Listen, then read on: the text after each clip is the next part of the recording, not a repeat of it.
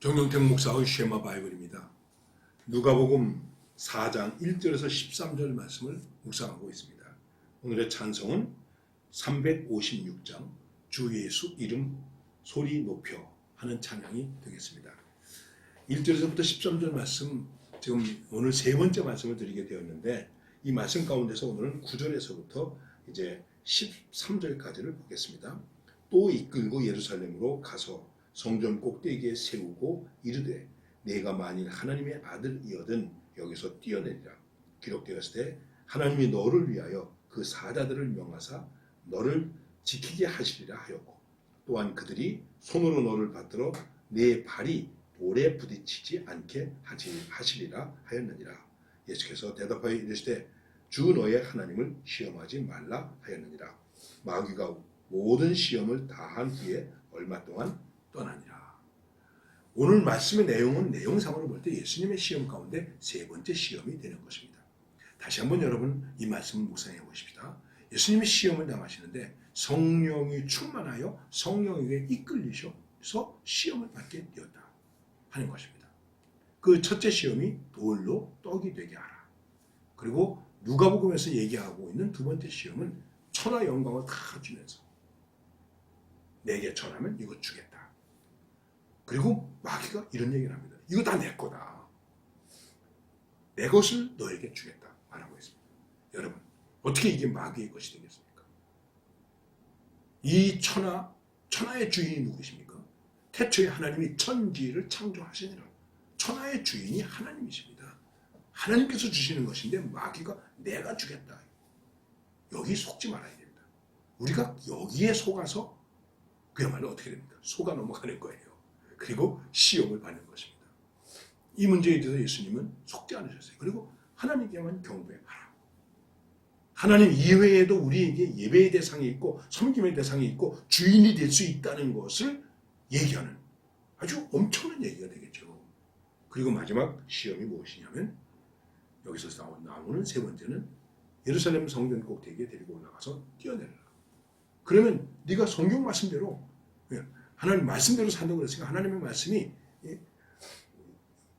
뛰어내려도 하나님의 사자가 와서 발이 돌에 부딪히지 아니하고 상하지 않게 하리라는 하나님의 말씀이 있으니 이 말씀대로 내게서 이루어지지 않겠느냐. 그러니까 하나님의 말씀을 시험해보는 이러한 이제 마귀의 시험이다라는 것을 우리가 얘기할 수도 있는 것입니다.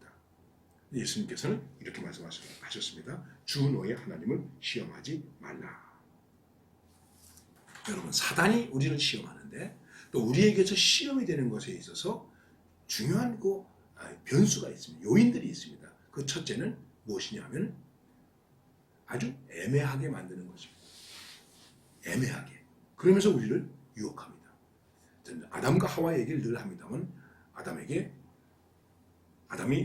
아담과 하와가 자기들이 선악과를 따먹었는데 마귀가 뱀이 와서 시험하면서 그걸 따다 줬습니까? 빨리 따먹어 그렇게 떠밀었습니까? 아닙니다. 하와가 바라보니까 모함직하고 먹음직하고 지혜롭게 할 만하기도 하고 그리고 그러나 하나님 말씀에 이거 먹으면 you shall die. 너는 죽는다. 그런데 사탄의 말이 뱀의 말이 you will not surely die. 네 죽는다는 거 분명하지가 않아. 죽지 않을 수도 있는 거야. 이렇게 애매하게 만들었습니다. 그 아담과 하와는 그거 바라보다가 어떻게 했습니까? 지가 가서 따먹었어요. 하와는 자기가 따먹고 아담에게도 줬어요. 뱀이 따라준 것도 아니에요. 그러니까 아담과 하와가 자기들이 시험에 빠진 거예요. 미끄러져 들어간 거예요. 그래서 시험이라는 말을 여러 가지로 얘기하지만 미혹한다. 템테이션. 여기서 테스트가 아니라 템테이션이에요. 우리를 시험에 들게 하지 마옵시고라고 하는 주님의 가르쳐 주신 기도의 그 시험은 바로 유혹에 빠지지 않게 해주세요. 미혹에 빠지지 않게 해주세요. 하는 것을 말하는 것입니다. 미혹되는 것입니다. 그 다음에 미혹되는 이유가 무엇입니까? 지금 내가 처하여 있는 것보다 더 좋게 해주겠다는 거예요. 이 시험의 유혹은 달콤합니다. 화려합니다. 환상적입니다. 여기에 속지 말아야 돼요. 그리고 그 다음에 어떤 것이 우리에게 시험의 요인이 될까요? 다른 사람이 나를 어떻게 평가하는가? 와, 대단하구나. 칭찬, 평가. 이것이 우리에게 시험의 요인이 된다는 것이죠. 하나님을 믿는 사람이 이걸 보여줘라. 내가 하나님을 믿는다면 그 모습을 보여줘라. 능력을 보여줘라. 내 능력이 있다고 생각하면 얼마나 좋겠습니까? 여러분, 이제 제가 은퇴했습니다만 목회하는 중에 늘 마음에 가지고 있었던 부족한 것이 있었습니다. 그것은 무엇이냐 하면 귀신 들린 사람, 정신이 이상한 사람, 이런 사람들한테 나사렛 예수의 이름으로 명하노니 물러가라. 귀신이 나가면 좋을 텐데 안 나가는 거예요. 어떻게 하면 좋겠습니까? 이럴 때 참 당황스럽고 두렵더라고요.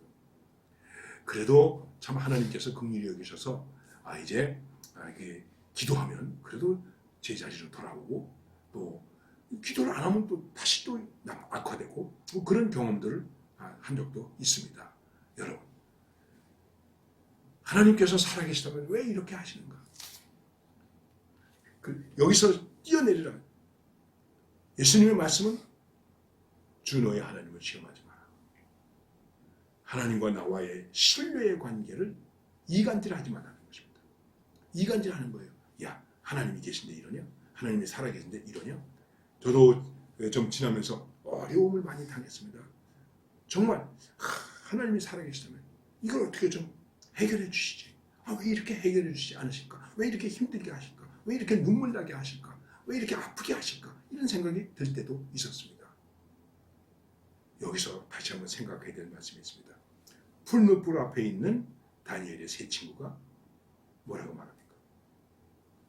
하나님께서 우리를 구원해 주시겠지만, 이 풀무불 속에서 우리를 구원해 주시겠지만 그리 아니하실지라도, 성전 꼭대기에서 뛰어내리면 하나님께서 나를 천사를 보내서 탁 받들어 가지고 살려주실 수도 있지만은 그렇게 하지 아니하시고 내가 성전 꼭대기에서 뛰어내려서 죽는다고 하더라도, 다리가 부러진다고 할지라도 나는 하나님만 믿습니다. 하나님을 믿습니다.